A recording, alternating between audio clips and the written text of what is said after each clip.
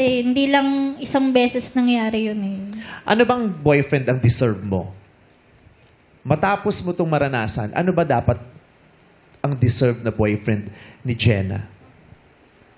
Sa akin naman po, simple lang din naman kasi yung gusto ko. Yung mabibigyan ako ng oras. Ganun. Ganun lang? Hindi po kasi parang sa akin, importante yung na nagkakasama kayo, nagkakausap ng maayos. Hindi yung parang lagi ka may excuse. Kasi siya pag ayaw niya makipag-usap, mag-e-exist na yan na, sige, mamaya na, may gagawin ako. Parang umiiwas siya. Umiiwas. Imbis na maayos namin yung problema, nagpapatong-patong lang. Kasi iniiwasan nga niya.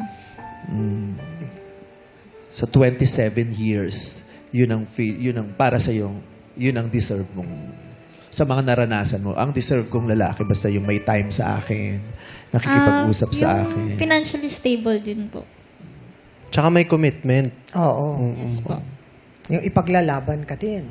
Correct. Kasi 'di ba lalo na sa pag-edad, pag nagmamature ka na, 'di ba dapat nagiging konkreto na rin sa utak natin, 'di ba? Anong gusto kong mangyari sa buhay ko? Anong gusto kong buhay 5 years from now? Yes. Anong dapat boyfriend na ang mga nararanasan ko? Anong klaseng relationship na ba? Paulit-ulit lang ba ito? Oo. Sino ba ano bang klaseng mga kaibigan na ang dapat kahulubilo ko, 'di ba? Kasi kung mga 16, 17, 'di ba? Pero Okay lang. 27 na 27, 'di ba dapat para hindi rin tayo nagse-settle for less. True.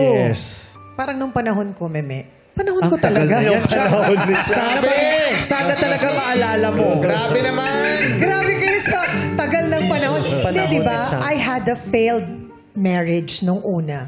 Na feeling ko talaga lahat yon minadali ko. Sinabi ko na, kasi gusto ko ganito, dapat sa edad na to mag-aasawa na ako.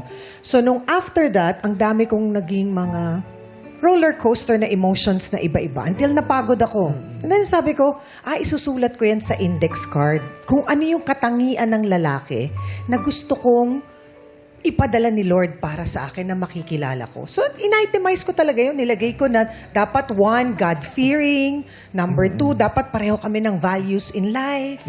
Number 3, dapat honest siya. Number 4, dapat secured siya bilang isang tao. Yeah. Di ba? Kasi sa estado natin, mahirap makahanap ng tao na very secure sa kung ano siya. Oo. Di ba? So, pwede niyong gawin yun, yung mga kababaihan, para, di ba, may sinasabi nga sila, may na-manifest mo. Yun, you can also write it down and pray for it every day. Para yun ang dadating sa buhay mo. At saka dapat habang tumatanda tayo, dapat nagiging mapili din tayo. Yes. Diba? If you know yourself, you would know what you deserve. Oo. Yun. So pareho kayong Pareho dalawa din. sila, pwede. Diba? Oo, isulat nila yon para yung mga natutunan nyo in the past na mga relationship nyo, para hindi na maulit-ulit. And this time, you will be good for each other. Diba? Ganun yun. Para kahit yung mga lalaking nasa likod ng mga kortina na yan, kung sa tanong ko na yon at sinagot mo, malalaman nila, ay ako kaya, parang ako yung hinahanap ni Jenna. Diba? Ay parang hindi ako yon. Ikaw din, parang meron kang barometro kasi naghahanap ka eh. Nagwi-wish ka, nag-expect ka, yung ganon. Diba? Yes po.